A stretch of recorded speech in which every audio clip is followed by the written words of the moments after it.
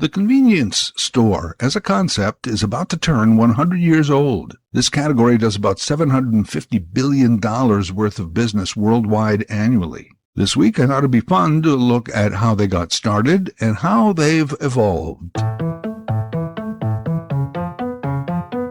I'm Larry Fedoruk, and this is Later That Same Life. On each episode of my weekly podcast, a different topic, discussion, commentary, or story from our lives. Season 21, Chapter 12, The Convenience Store.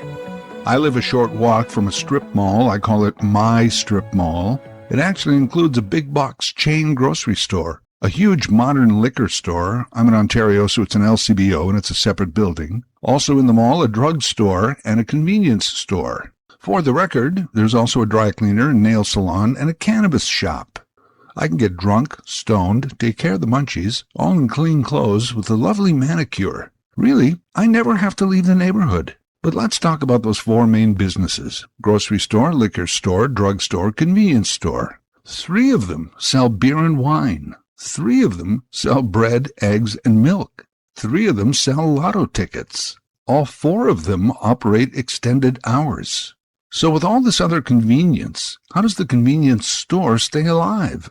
I'll get to that, but first a little history.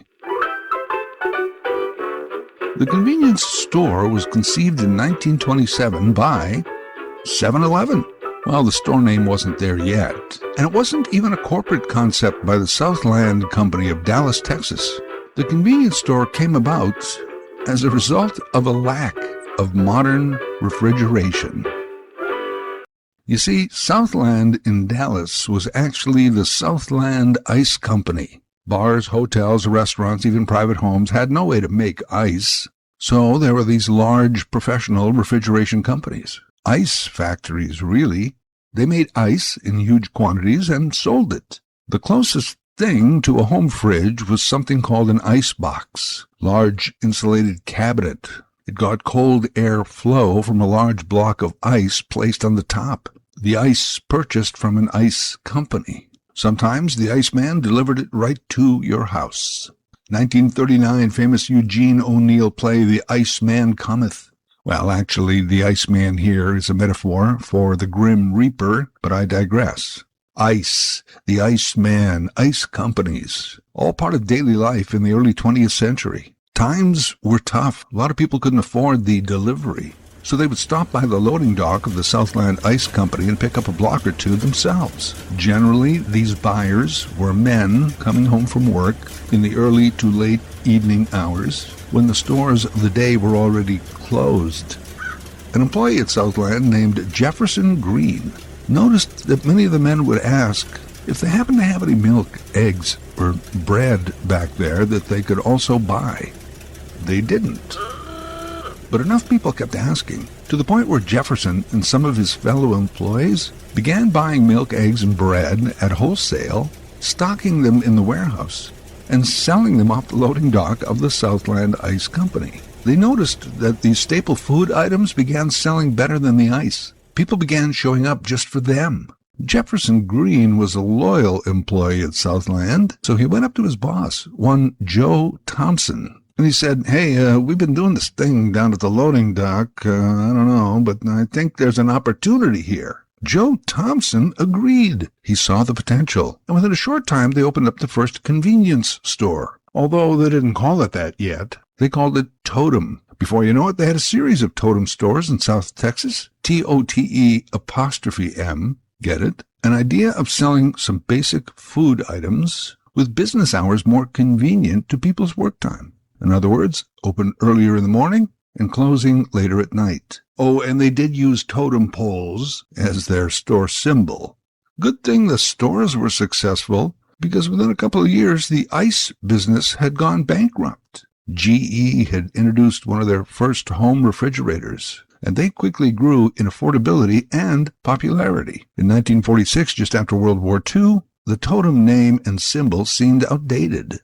Plus, the company wanted to reflect the extended hours of operation now, 7 a.m. to 11 p.m., 7 days a week. They settled on the name 7-Eleven. And by the early 1950s, they began expansion outside of their home state to Florida, Virginia, Pennsylvania, others.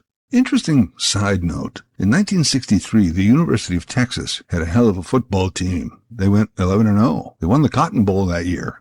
One night, after a big game in Austin, the street crowds were so massive that they just kept wandering into the 7-Eleven, so the store stayed open past 11. As a matter of fact, all night as the crowds kept coming. Store sales were so high, they decided to just stay open 24 hours a day after that. One night I couldn't sleep, so I got up. Then I got hungry, so I went down to the store that I know was open 24 hours. When I got down there was a guy outside locking it up. He said, sorry, we're closed. I said, what do you mean you closed? The sign says open 24 hours. He said, not in a row. Interesting how for decades 7-Eleven just owned that convenience store market with little or no competition. Oh, sure, neighborhoods had corner stores. There were mom-and-pop shops. Sam Drucker did really well in Hooterville, but no one really took them on. I mean, I can see why a large grocery store wouldn't want to stay open 24 hours. They had a lot of square footage. You'd have to have a lot of employees to keep it open. But you'd think they would have opened maybe a little kiosk, maybe a room at the front. One employee selling some basic items. Would have been easy to do. Well, I guess they never thought of it. Those big stores opened and closed when they wanted to open and close, not at your convenience. Hell, I still remember when no Sunday shopping was a thing. How Christian-centric, right? I don't care about your Sabbath, but it's Sunday. It's our Sabbath. There shall be no shopping. It's one of the commandments. They actually had to pass laws to allow it. By the way, the first time 7-Eleven went outside of the United States, 1969, Calgary, Alberta. And right across the street from Calgary's first McDonald's, which had opened a year earlier. That 7-Eleven has gone. It's now a Korean all-you-can-eat barbecue, apparently. Note, too, that 7-Eleven sold gasoline even way back in the totem store days. And whether your 7-Eleven had pumps really depended on the location they expanded to. Land availability, local bylaws, and so forth. This did prompt some other gas stations to expand their sales areas to include milk, bread, snacks, and sodas. During the 1960s and 70s, 7-Eleven marched on. They invented the Slurpee and the Big Gulp. When you're hot and thirsty, how about something good and cold? How about Slurpee? Reach for the cold one, Slurpee is the cold one. Not just a drink in the ice, but a drink that is ice. That's Slurpee. Reach for the cold one, Slurpee is the cold one. They had thousands of stores across North America, and they went public, raising millions of dollars on the stock exchange. 7-Eleven became the generic term for convenience store, much like Jacuzzi and Kleenex in their categories. In 1973, they made a small business decision that would actually change their future. They licensed the 7-Eleven branding rights to a small Japanese company named Ito Yokado, who planned to grow the convenience store market in Japan under the 7-Eleven name. No big deal. A footnote on that year's ledger, no doubt. Remember that name, though. Good time to mention that Jefferson Green, who started selling eggs, milk, bread on that loading dock in 1927 and took the idea to his boss, was never cut in on the retail operation. Never saw a nickel from the massive fortune Southland would accumulate through 7-Eleven. You'd think at least his descendants might get free Slurpees for life. But no, nothing. Now, I don't want to get deep into the weeds here on a big business deal, but I'm going to try and do a simple synopsis, because it's an important part of the story. The 1980s were crazy times on the stock market, the era of junk bonds. Speculative financiers would use junk bonds to borrow large sums of money at large interest rates to try and buy up big companies, then hope to flip them quickly, pay off those loans, and make a profit. If that sounds risky and stupid, it's because it was risky and stupid. The Canadian financier Samuel Bellsberg attempts this very thing in 1987 to buy Southland, the parent company of 7-Eleven.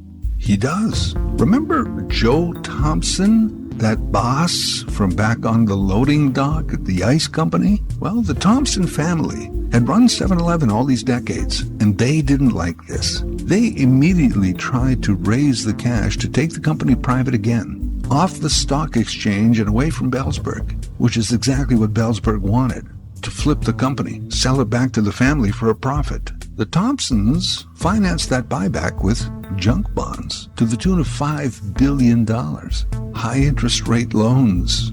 But no problem, we'll buy back the company and then we'll refinance all these loans in 1988. But then, Monday, October 1st, 1987 happened. Black Monday. Basically a stock market crash. That bond market where people borrowed a lot of money collapsed, dried up just like that. 7-Eleven, Southland, the Thompsons stuck with all this big high-yield debt. They were selling off assets just to make the payments. But, just like making a minimum payment on a credit card really doesn't get you anywhere. They were losing money. By 1990, they had to declare bankruptcy. Meanwhile, over in Japan, remember that little company, Ito Yokado? Turns out they were running the Japanese 7-Eleven business like gangbusters. Unlike the American economy, the entire Japanese economy was booming. Ito Yokado was sitting on a big mountain of cash. Thompsons had spent $5 billion to buy back their company, not including interest on debt. Ito Yokado was able to pick up the entire 7-Eleven chain out of bankruptcy for $430 million. It's like 1/10 the price. That's when 7-Eleven became a Japanese company, and it is to this day. That Japanese company is now called 7&I, and they have 85,000 7-Elevens worldwide, and only about 12,000 locations in the birth country of the United States. They have 20,000 locations in Japan, even though Japan's population is like 1/3 of the U.S. Thailand has almost 16,000 7-Elevens. You see, even way back when they first licensed the name in 1973, the Japanese repurposed 7-Eleven to their culture. Small stores in densely populated areas near public transit. They offer wholesome food, deliveries to the store 2 or 3 times each day to assure freshness. Ready-to-eat meals at a very reasonable price at 7-Eleven. You could pay your bills at the store, even your taxes. It wasn't just a convenience store, it was a community hub. During COVID, they were considered an essential service and allowed to stay open. The problem was that 7&I really didn't pay any attention to their American locations, where most 7-Eleven businesses relied on sales of gas and cigarettes. I mean, yeah, you can get food there, but it was something that would be sitting under a heat lamp for several hours, along with a bag of Doritos. That was it. Sales of gas depended on the fluctuating price of gas that week, plus gasoline has a very low profit margin for the retailer. More and more people stopped smoking cigarettes. And better convenient food choices were popping up everywhere. Uber Eats and DoorDash would deliver anything right to your home. Dollar stores were nearby, and they competed heavily with the convenience market. None of this boded well for 7-Eleven in America. To get back into the American market, 7&I didn't try and fix the 7-Eleven situation or rebrand it. No, they bought out the Sunoco chain and Speedway. So the 7-Eleven brand was slipping away in the U.S. and Canada. They no longer had the best locations and terrible food. 7&I, headquartered in Tokyo, was a $70 billion company. So their American business was just an afterthought. They seemed content to let it just slip away. Now, you may remember less than 2 years ago when Alimentation Couche-Tard offered $39 billion to buy out 7&I entirely. Lock, stock, and Slurpee. Couche-Tard is Canadian, out of Montreal. Alimentation means food or grocery, and Couche-Tard means light sleeper or night owl, thus their owl logo. Their convenience stores in Quebec are called Couche-Tard, but this company also owns the Circle K, which is all across North America. It was Couche-Tard who bought out the Becker's chain in Ontario, rebranded them as Max, and then rebranded them later as Circle K. Circle K was a chain they had bought out in the U.S., and they decided to use that as their primary brand. 7&I said no to Couche-Tard. A few months later, Couche-Tard came back with an offer of $47 billion cash. And after a series of hems and haws and maneuvers in Japan, because they really didn't want to sell, Couche-Tard pulled their offer. You know, that merger would have created the largest retail chain in the history of humanity. 100,000 locations in 30 countries, but not to be. 7-Eleven, well, 7 and I, remains the largest convenience store business in the world. It's followed closely by Couche-Tard. Then there's a company called OXXO, which serves most of Central and South America. Oddly, 4 and 5 on the list are Family Mart and Lawson. They're also Japanese-based companies. I believe Quickie Mart is an independent and only out of Springfield.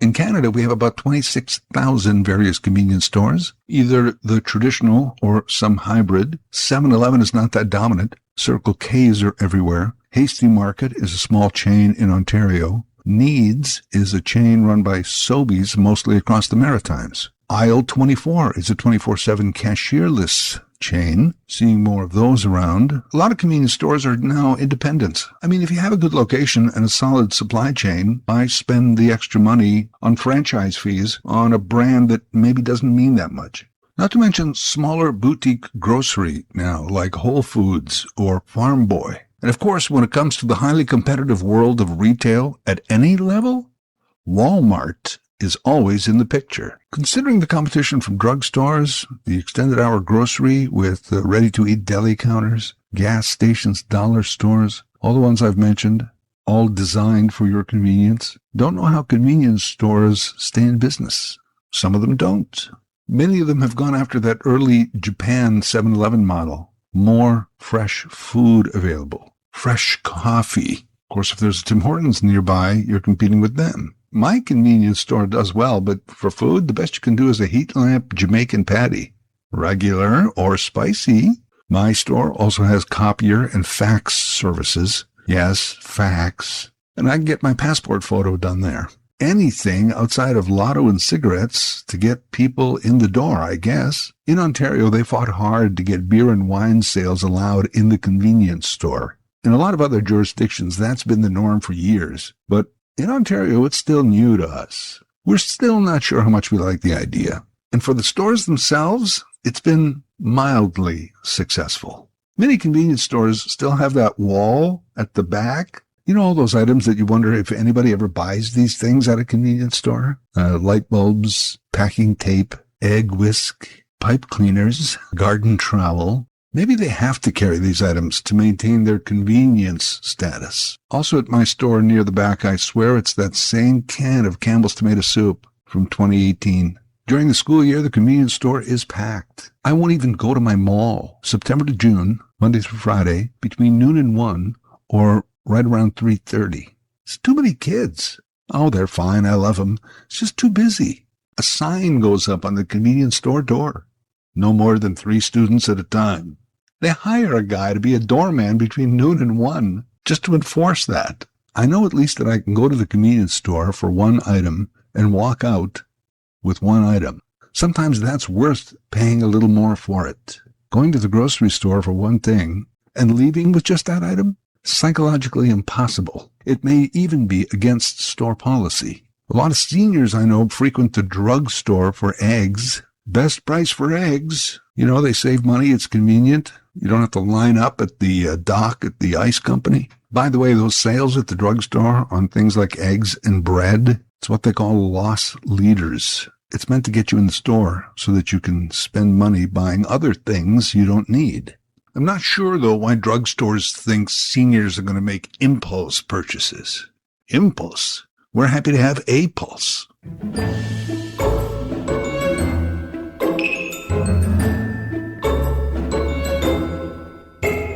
Yeah, everything about why the convenience store existed in the first place. Extended hours, no big aisles, no lineups, essentials, quick, easy, in, out. That's almost everybody now. Convenience stores are down to last-minute beer and wine purchases, lotto and cigarettes, kids spending their allowance on candy, and high schoolers at lunch buying patties and Red Bulls. There's a business model for you. I live in an apartment, but I may go in and buy that garden trowel. You know, just to support my local.